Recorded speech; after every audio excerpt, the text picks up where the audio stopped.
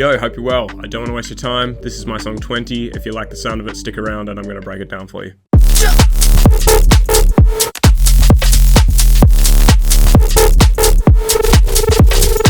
If you're still here, awesome. I go by the name Ownlife. I'm a 20-year-old music producer from Perth, Australia, and this is a song I wrote after coming home from Fred Again's Perth concert recently. So the song has 6 distinct sections. We've got the intro, the first build, the first drop, the verse, the second build, and then the second drop. But I want to break it down today in the order that I wrote it because I think it'll make it more clear. And that order was the first drop, the intro and the first build, then the verse, the second build, and the final drop. And then we're going to do another section at the end for production flourishes because that was the final thing that I added. The first thing that I pulled in was a garage drum loop that sounded like this. I can't remember which of these I pulled in first, so that's why I played both. But the vibe was there. I layered it with a kick that's like a 4 on the floor kind of thing, and a snare and another loop. Then I hopped on Splice, and I knew I wanted to make something minimal and dark and heavy, so I searched noise bass, and this was the sample that I found.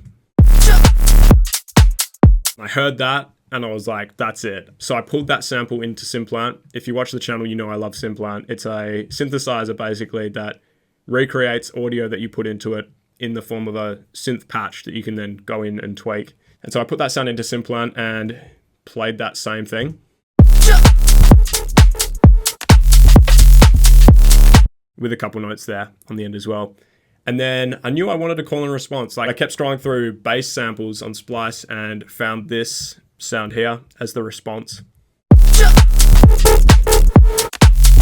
Pulled that sample then into Simplant and it kind of messed up in recreating that sound and gave me this, which I just thought was so sick. So I ran with it, and this whole phrase together sounds like this.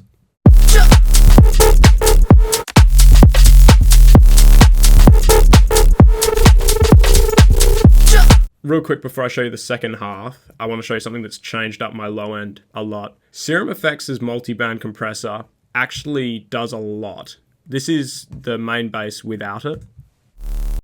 This is with. It's obviously increasing the gain quite a bit, and that makes it sound better, but it also compresses it in a way that is really satisfying. In the second half of the drop here, I bring in a synth that adds some melodic stuff. Pretty simple. I think that's just Serum doing its thing with some decapitator. Yeah, that's the patch. There's one more bass in the chorus that kind of ties off the call and response thing, and that's Simplant again with Serum Effects. Sounds like this. And I'm automating the effect, which is reverb in Simplant. So the next thing I made was this first build. Through this section, I got the drop elements slowly being introduced. I've cut out the lows and the highs, just teasers at it. And the main thing that I've added is all this kind of cinematic effects. Cymbal transitions, war horns, whoosh, swells, and tonal riser.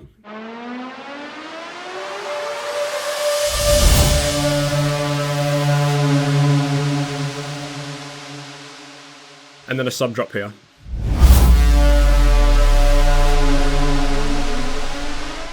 And really that's the main addition. We got the drums as well playing a similar thing to the basses in that they are high and low cut. And that EQing just creates contrast between sections so that when the drop hits, it hits.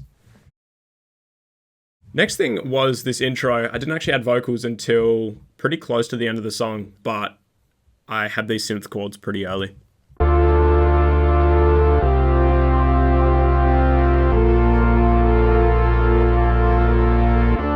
So we've got synth chords here with a sub underneath and then actually a vocoder connected to my vocals up here. And this really just sets the mood. We got 3 vocal layers, a lead, and then 2 vocal takes panned left and right.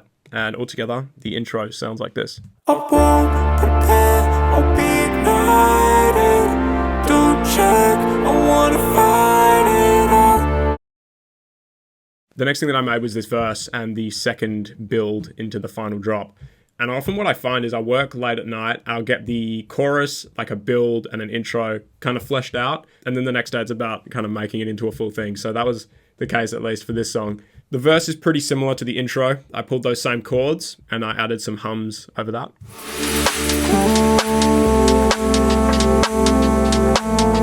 And in the second half of this versey section, I introduced this 808, accompanied by some drums that really keep the groove going. Shout out to my friend Jack at Glee Depot, who suggested this, and actually I think came up with the 808 part.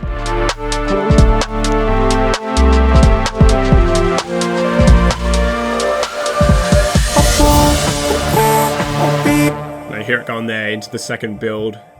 Pulled across the same cinematic elements, I think arranged a little bit differently to transition it into the second build. And that intro vocal comes back in and kind of lets you know that we're going somewhere. There's a good amount of automation between sections to give it that sense of development. Let's have a look at what's going on here.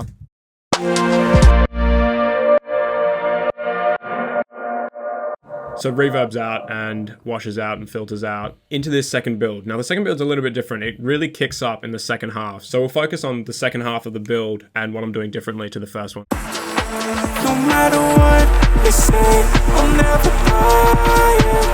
No talk to keep me quiet.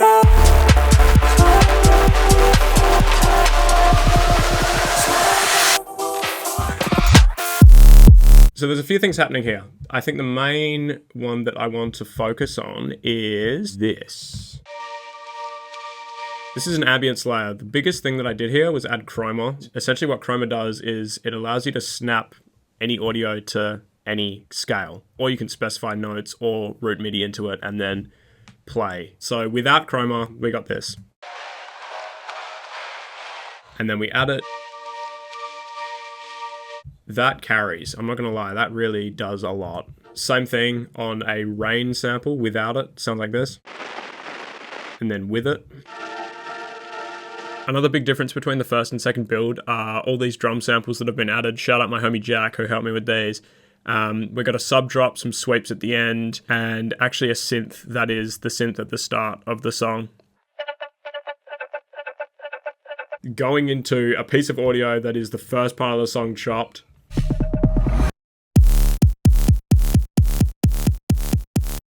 So just before everything drops, we have a bar of kind of washed out vocals, accompanied by my stretch vocal and some white noise, and that sounds like this.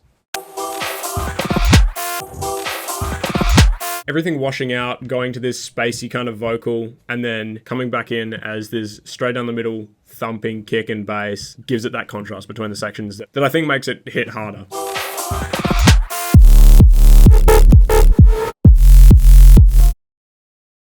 Basically, the identity of this final drop is this stuff. It's audio that I have played around with. I was just going through bass samples on Splice and going crazy with the chopping and everything in a similar way that I found that initial idea. Just drums, listening to it with bass samples and hearing little bits and pieces that I liked. The first sound, I then chopped up. Then I found this sound, which I then chopped up into this pattern. Matches the swing of that drum groove, which is also accompanied by this 808 pattern sound that I chopped up as well. And then those four elements along with the drums sound like this. And then it was a case of call and response again. Ended up with some more samples here.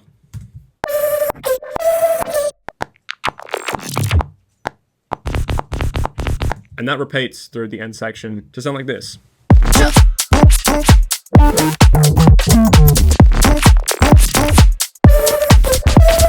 I had that, but it wasn't quite hitting just yet, so I added our bass from the start back in again.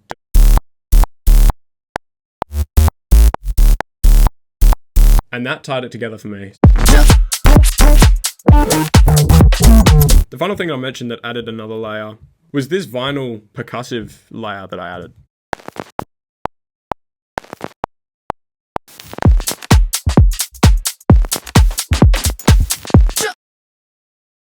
So let's move on to the final thing I wanted to talk about, and that's production flourishes. We'll start where we are. I've got this super clean sub drop here. Everything cuts out. It's just a sine tone. I think it's so beautiful. I just needed something that gave it a bit of separation, and just something in that last section, just trying to be super deliberate with my choices. Moving back in the song, the main flourishes that I added were in the first drop, to just give it something different. Again, homie Jack, shout out Jack. The main fill that I have in this first chorus sounds like this. And that's just so clean. It's the audio of the song chopped up with a reverb throw on the end of it, and I added back in the sub that I had at the end there. It's so simple, but it just does so much for it. There is one more in this first chorus that is essentially everything filtering out.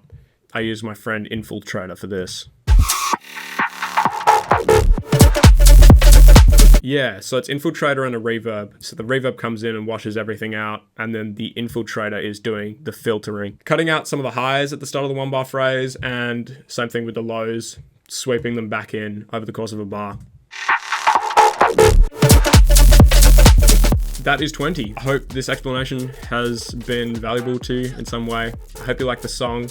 I'll put a link to watch the visualizer at the end of this video. There's also a link to stream it in the description. Thank you guys so much for being here. This is my first kind of dance release, and I'm really excited about it. You can keep up to date with me on Instagram at clockstriking13.